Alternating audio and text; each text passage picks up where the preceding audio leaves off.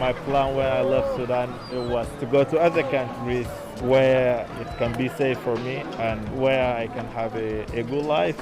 You can see like the English coast, but it's like impossible to go by swimming, or like if you don't have a motor engine, it's impossible for. Why I chose to go to England by boat? Because my wife living there, she cannot walk.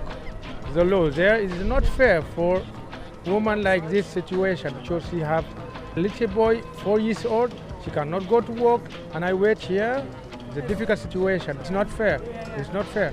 Most people that we meet want to get to the UK. That's kind of where they're going to for so many different reasons, and they are not going to give up trying to do that just because they faced the police harassment here. They've faced much more things like this along their journeys as well, so they're incredibly resilient, incredibly brave and strong people. Hello and welcome to the InfoMigrants podcast Tales from the Border. I'm Emma Wallis. Today we're in Calais, surrounded by high fences darting in and out of makeshift migrant camps hidden behind bushes in the forest and on muddy ground in between the roads and railways which service this busy French port town. Mehdi, we're here where the so-called jungle was, and you came and took photos of it many times back before 2015. What was it like here? Because we're just looking now, we're by a road, or several roads, and we're just looking out at grass and scrubland. But what was it like then? Well, it was like a small town, really. A lot of tents, but you also had like restaurants, you had shops selling fruits and vegetables.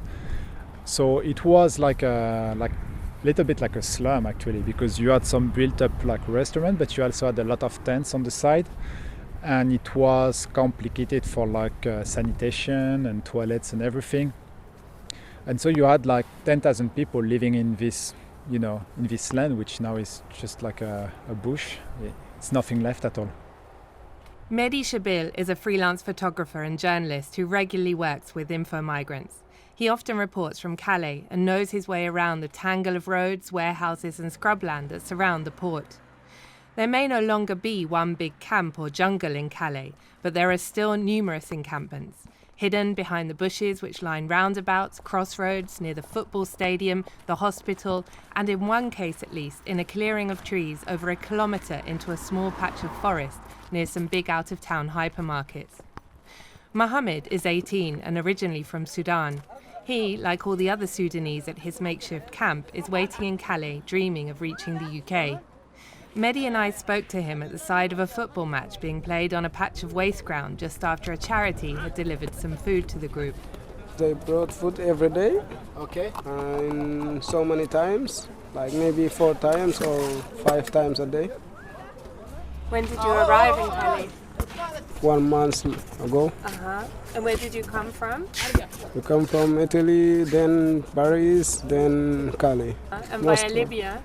Yeah, from Libya. We come from Libya by boat to Italy, and then we come to the border of Italy, and then we enter by mountain.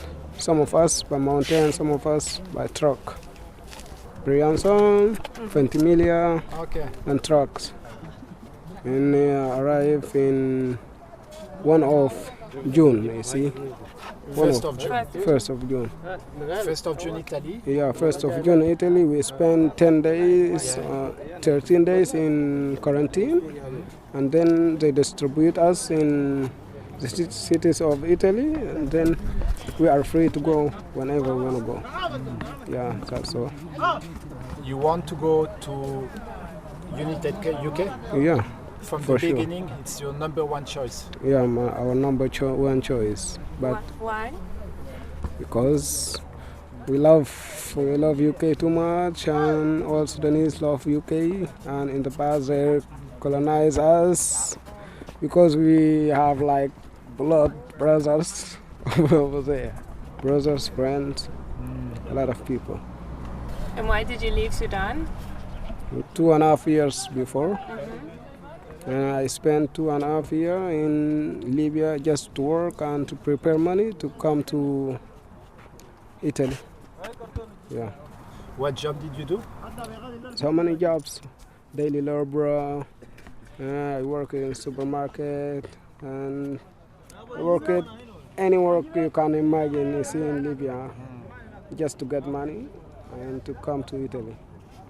You see, so many works. You speak very good English. You learn English in Libya? No, in a school, Sudan. In Sudan? Yeah. Wow. And what do you hope to do when you get to the UK? What job?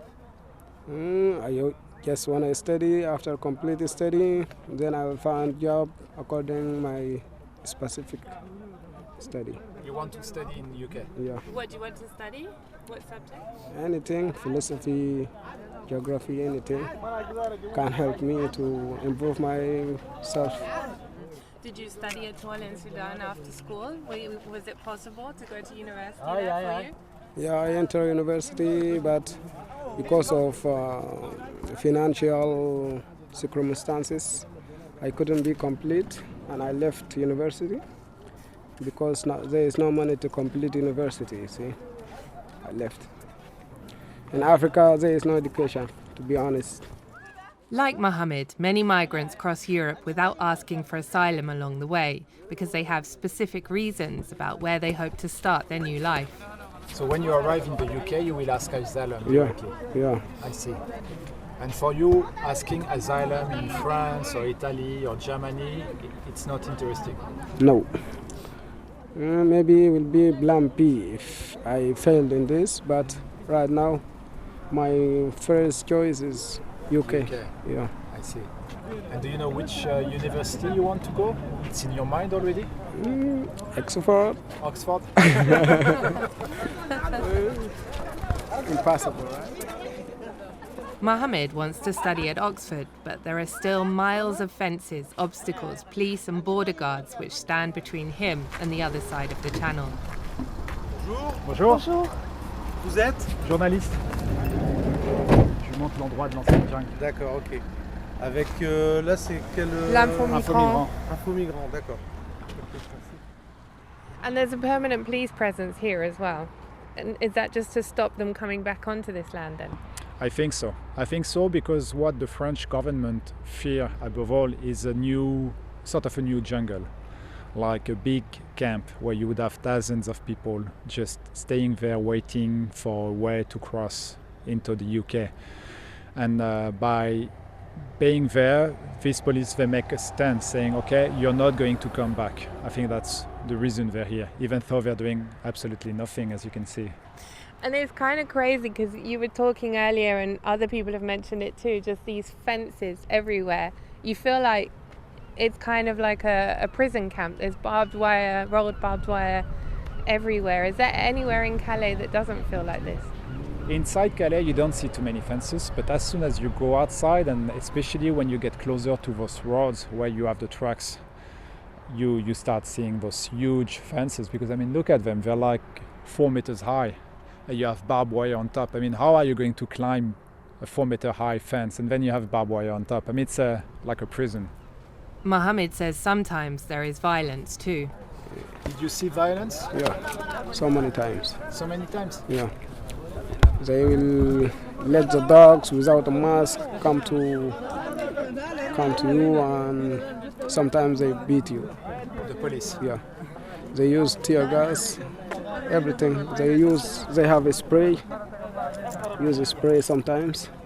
Spray tear gas and also tear gas like bomb. So you like more in the street, and if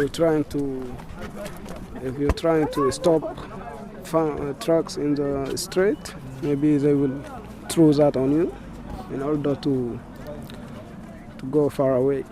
So for you, no tent, you sleep just a sleeping bag? Yeah, just we sleep like this, most of us. I see. Yeah. You see, even if I have a tent, the police will take it, so it doesn't matter. I will spend like this, better than put my things in the tent and police take it all. Tent and my things, see. And when it rains, how do you do? You survive. You have to put any nylon over your head. Yeah. Until the rain can go, or you have to put yourself into a big trees, or you have to go to any bridge. There is a bridge over there, and there is a bridge under the hospital. People used to go there. What's your impressions of France and Calais? It's just a matter of time. It's too bad, but we have to spend it, and one day our luck will come and we will pass. That's what I believe. And you're hoping to go on a lorry then, or over the sea? Whatever it costs. You see, I will try truck first because I have no money, but if I didn't succeed, maybe I will try another choice. But let us see first. Try the trucks first, and then see. Your family, they're still in Sudan? Yeah, in Sudan. Okay. Of course. Do you miss them? Too much. Nobody, anybody miss their family, you see. Do you message them? Yeah, Can you talk to them? every day. Give them update, but sometimes I hate them. I'm not living in this place in order not to worry about me too much. Mohammed is wearing shorts and walking sandals when we meet him. The skin on his legs looks dry and chalky, the skin of someone who has been exposed to the strong winds and rain that pass across Calais even in the summer. And on top of sleeping outside without a tent, the migrants face what NGOs like human rights observers describe as a policy of constant harassment from the police. Excusez-moi, donc on ne peut pas passer là. Le périmètre c'est de ici jusqu'à derrière. We arrived at a camp during one routine daily clearance, which appeared to go smoothly. The Eritrean migrants had moved their tents onto public land to avoid having them cleared, and the police checked the field where they had been camping and then drove off in several vans. As soon as they had gone, the Eritreans began moving their tents back to the campsite. But human rights observers say the bigger evictions are more problematic. One of their spokespeople described what they notice when the authorities carry out camp clearances. The policy of the HRO organisation is to avoid using the names of those who work for them. All the human rights, they're very not respected in Calais, the human rights of the displaced people here. An eviction, it's very violent. Basically, you're waking up 6 a.m. in the morning, there are someone, you don't know who, the police that is like shaking your tent, they're shouting. Sometimes we see that they're gassing, like whatever, so with tear gas. Really? Yeah. And so there are sometimes that we have a visual access to what's happening, and most of the time we don't have, but people can tell to us. And what we see is that when we can't observe properly what's happening inside the security perimeter on this big eviction, after the people told us, okay, I was beaten up by the police, like they did that, and they talked to me in French. I didn't understand what was happening. I didn't know they're going to come at 6 a.m. I don't know where the bus are going. Can you help us? The place where the people are put, so basically it's some center to ask for asylum. This kind of shelter center to ask for asylum, they're very far away from Calais. So what we notice also is that the people, if they have to get into the bus, they will go very far away. Sometimes it's in the south of France, so it's very, very far away. And then they want to come back because they didn't want it to go in these places. So once again, we can notice that this eviction, they're forced. I think that they really try to get the tents because they know that the tents, if they take them, it's gonna put the people in a bad situation. Like, it's really difficult. Currently, during the whole month of June, it was like raining, and okay, it's less cold than in winter in Calais, but it's very difficult for everybody. What HRO think is that what the state is doing here in Calais, it's an harassment policy, so it's a dissuasion policy to make people not cross, basically. But to do that, they use a very violent way to harass people, mentally, physically, and stuff. It's also a way for the state to show its power, basically to show we have many policy, we have many gendarmes, we are a strong state. And we want to show that to the people, to the French people, to the displaced people here, to show that there is a police presence and that we can't do whatever we want. And so it's really like demonstration of the strength of the state.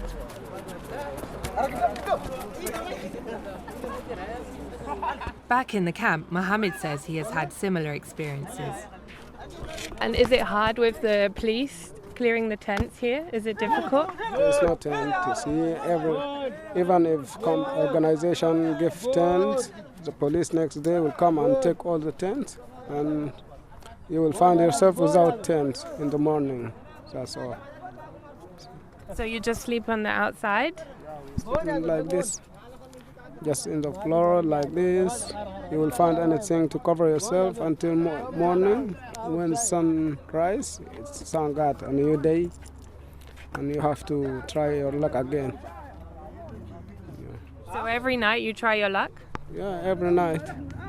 Sometimes you will arrive until port and they will pack you. Sometimes they will catch you in the parking. Sometimes you will fall down. You will break your leg. So there are many people they broken leg. Yeah, in shelter right now. More than 20 right now. They are in shelter in Saint-Omer. They are broken. They can't even move. You see. We were in Calais at the end of July. By that time, according to British press reports, more than 10,000 people had already made it across the Channel in 2021. By October, that number was 18,000. According to NGOs who work with migrants in the town, the numbers of those arriving and crossing also seems to be increasing.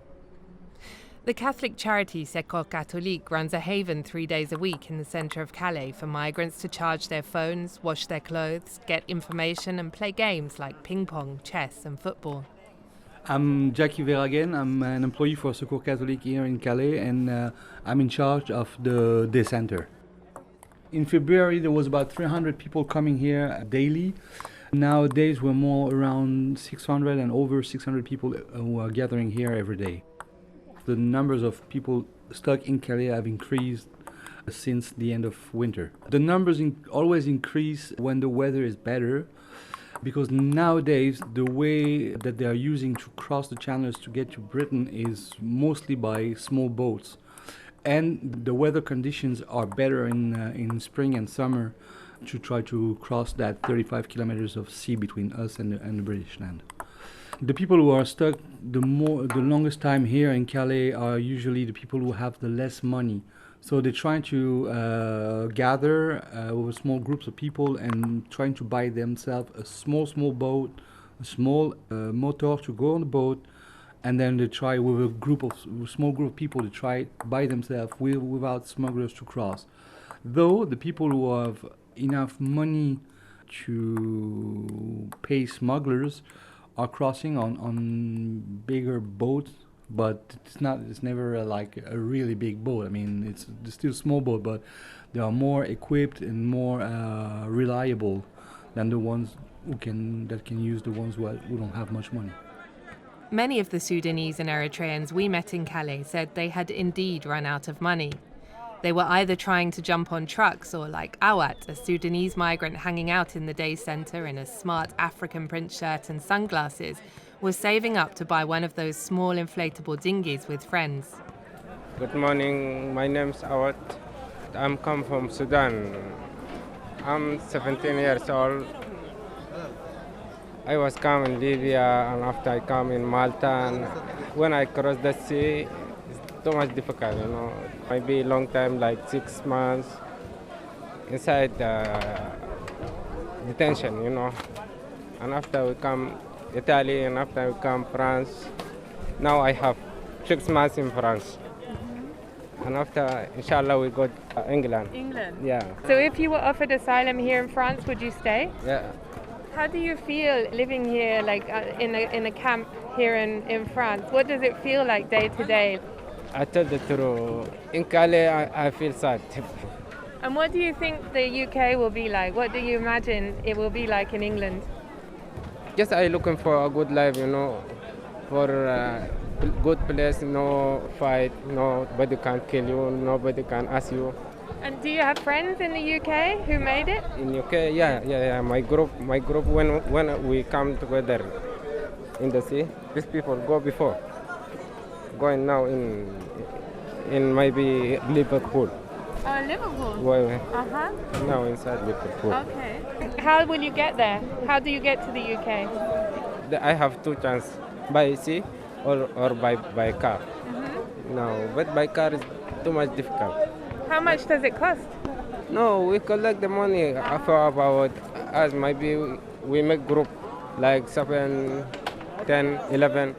Like this, we collect like €200, €200 like this. We buy boat, we buy machine, and after we try. Like Awat, many people already know people who made it to the UK, but Jackie says that this can sometimes be a problem for migrants still hoping for a chance in Calais. One of the main problems here is the quality of the information who's given to the exiled people here. Basically, what they know about UK is what they heard from somebody who knows somebody who knows somebody who lived there for maybe 25 years, and it's a good place for him. But he arrived way before the laws on immigration got harder, so they have a really, really, really poor level of information about asylum in UK, but also in France. And sometimes we're trying to give them information, but there's people who just don't want to hear about it, you know. When we tell them that it's life in England is not that easy, they feel like I don't want them to go there. But I told them I have nothing to gain to tell you a lie. What I'm trying to tell you is that your application for asylum will be as well treated here or in UK, so there'll be no difference. But they just don't want to hear it, because also in their mind they have to be focused on their goal, and if their goal is to go to UK, then nothing's going to discourage them to do so. As Jackie takes me from his office to the main courtyard, he tells me how he and the team work hard to make sure everyone is happy, respecting the rules and doing their best to create a safe space. They also have to diffuse tension, he admits, particularly between different ethnic groups. Anything, any sparkle can set Okay. tensions. The day before yesterday, Syrian guys unfortunately kick a bucket of water, and the water spills on somebody, some Sudanese guy, and there was tension because of that. But the source of the tension is not that, it's just the living conditions are extremely difficult, the lack of everything basically, food, water, access to toilets, access to shower. That's make them tense, so anything can become a real problem if we're not paying attention. So that's why it's quite difficult to work here, because you always have to look around and see what's happening and see what's going on and be sure that everything is smooth. Unlike many others from the Sudanese migrant community in Calais, Jamal decided to stay in France and ask for asylum. As well as volunteering at École Catholique, he is also studying for a degree. I'm in France since the beginning of 2016. What were your plans when you left Sudan, and why did you come here then, and how was the journey? It's quite long.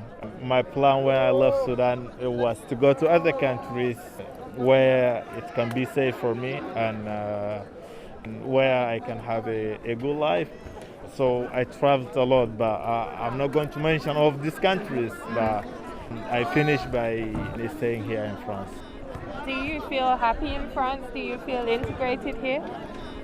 Me myself, I do. I feel happy because I got a chance to study French language in the university, also restart studying here, and also being in France community, worked with associations as a volunteer, and then also learning a lot about the association. Also, in order to be integrated, I was needed to do what French people doing as which is culture and other stuff. It's really interesting and cool to be here. But is it everyone have this chance? I'm not quite sure. But myself, I'm happy here. Now that you can look back on like when you left and now you're here, are you happy you stayed here? Do you think this is the future for you in France? I do. Maybe I didn't achieve what I have to yet, but I am in the process for going ahead and achieve what I want to get. Yeah. Although Secours Catholique have a legal team offering help with applying for asylum in France, many migrants told us they had either been refused or their applications had stalled. Like Ahmed, who is preparing to try his luck on a boat to the UK to join his wife, who moved to the UK with her previous husband. My name is Ahmed. And where are you from? From Sudan. And your wife is in the UK? My wife lives in the UK since 2016. I tried to join her with a legal situation, with a legal way, because when I arrived in France 2 years ago, I arrived by Schengen visa. I live in France 2 years. I ask asylum seeker here. I wait 2 years without reply, without response. I do everything good here in France, learn French. I'm talking French very well. Do you know how much it costs by boat, and how do you go about getting on a boat? It's not easy, and it's expensive, but we have no choice. I will try. Are you scared to go on the boat? Do you think it could be dangerous? It's dangerous, but my wife, she live alone long time. It's a dangerous life. We cannot live our life normally like other people. Year after year, we live like this.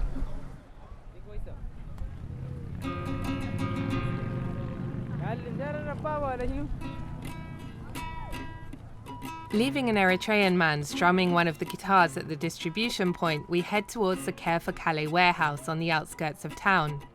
Imogen and Matt are currently overseeing the daily distribution runs and are in charge of the teams of volunteers sorting through the donations at the warehouse. This is the warehouse that we use to cover all of our work in northern France. So we support refugees in Calais, Dunkirk, Paris and Brussels.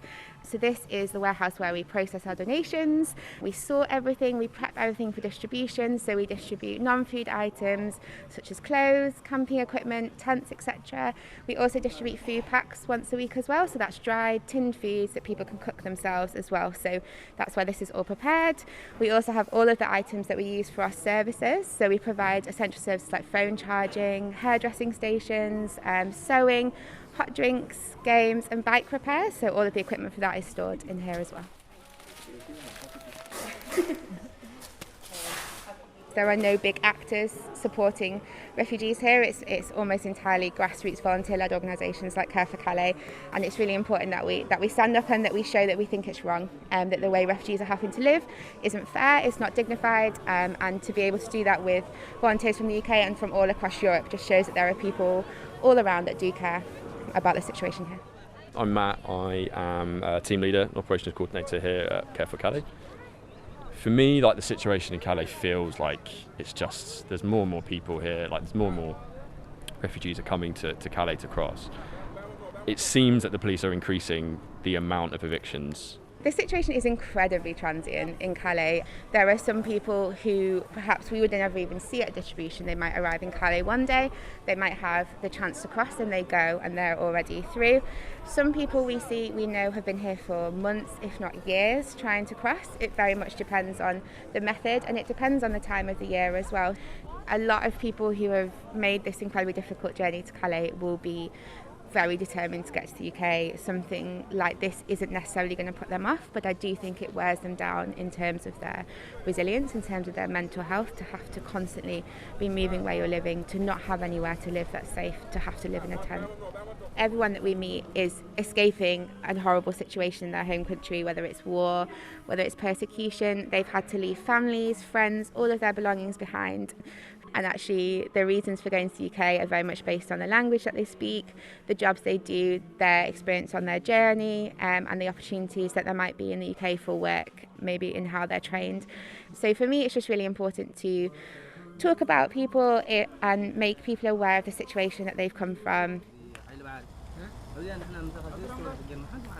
At another location across town, a small group of about 7 Eritreans have formed a breakaway camp from the main group and have produced a delicious-looking lentil stew over a fire from the food given to them by charities like Care for Calais. They offer to share what they have and settle down to eat, while Suleiman explains that after arriving in Italy by boat, Switzerland took him initially, but then he was refused asylum, which has since caused him problems in the other European countries where he has tried to settle.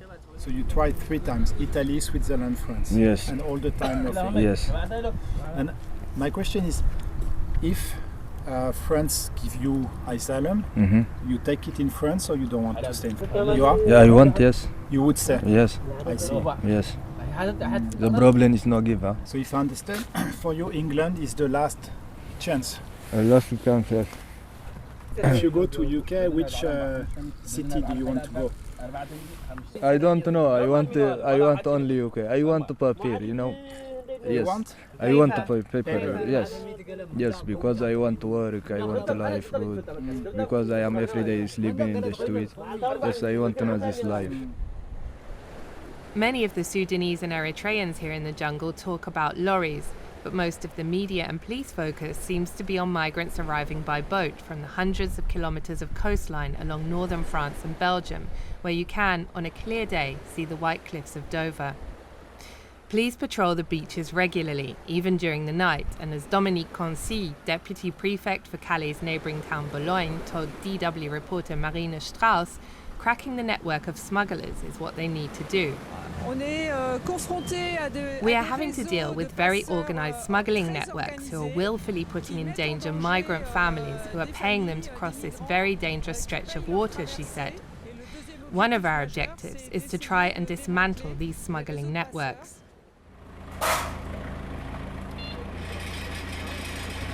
But at another distribution warehouse, Pierre from Utopia 56, a French NGO working with migrants in Calais, thinks that the police patrols and increasingly tough French and British policies is doing the opposite and lining the pockets of the smugglers instead. The action of the French government, we are feeling that they are stepping back, like the food distribution, the water distribution. It's like it's really not enough now, and they know it. And they try to avoid some camps in Calais. That's what they said, actually. There is a camp near the Eurotunnel, and the people here, they do not have access to water, they do not have access to food, and it's the organization of the warehouse that have to do this. Do you think that the changes or the announced changes in the British policy have had an effect on the French policies? I don't know, actually. If you're talking about the money that the UK will give to the French, but they should directly put the money in the pocket of the smugglers, because that's what happens when you militarize a border like this. Despite this militarization and all the obstacles, migrants like Mohammed, who we met at the beginning of this episode, try almost every night to overcome them and reach the UK. He via lorries, others dragging boats down the beach to the sea. As we left him watching a football game, he told us he wasn't intending to give up. 5 times I went to boat, and 4 times the security caught me in the parking, and other times the trucks going the wrong way. Okay. You have to knock and they will stop. The first the dog will barking, and then if there is nothing, the scanner will show you, and if you pass both of them, that means you are a win. I see. You are a winner, yeah. See, you have to try more, maybe one day will be your luck.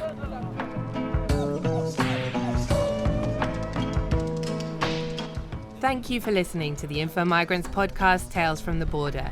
Our thanks to everyone who took part in Season 1, to the NGOs, to our reporters, and to the migrants, asylum seekers, and refugees themselves. This episode was reported, produced, and presented by me, Emma Wallis, with help in Calais from Mehdi Chebil. It was edited by Marion MacGregor and was mixed in the DW studio by Gerd Georgii. The music was by kind permission of Chinese Man Music in France. On va vous poser des questions douloureuses. Maîtrisez-vous. Soyez tranquille. On ne peut rien vous faire pour l'instant.